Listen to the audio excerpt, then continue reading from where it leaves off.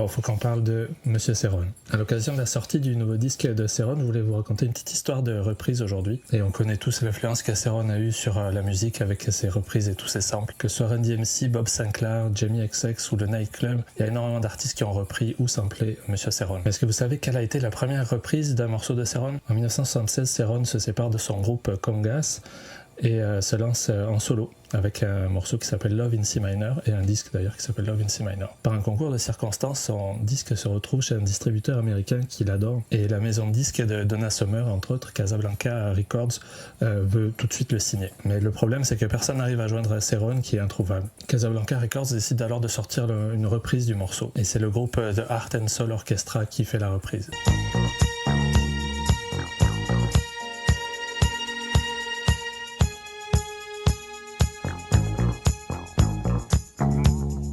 Et sans surprise, c'est un immense succès dans les charts américains. L'information finit par remonter aux oreilles de Ceron qui n'en revient juste pas. Ceron s'envole alors pour New York et va visiter la plus grosse maison de disques de l'époque, Atlantic Records, en disant que c'est lui l'auteur original de Love in C Minor. Tout est bien qui finit bien, le grand patron d'Atlantic, Emmett Artegun, le signe finalement. Et le disque deviendra naturellement numéro 1. Et pour la petite anecdote, le marché américain a une pochette un petit peu différente de celle en Europe et en France, avec quelque chose de beaucoup moins subversif. Pour d'autres histoires de vinyle et de samples, abonnez-vous, puis moi je vous dis à la prochaine.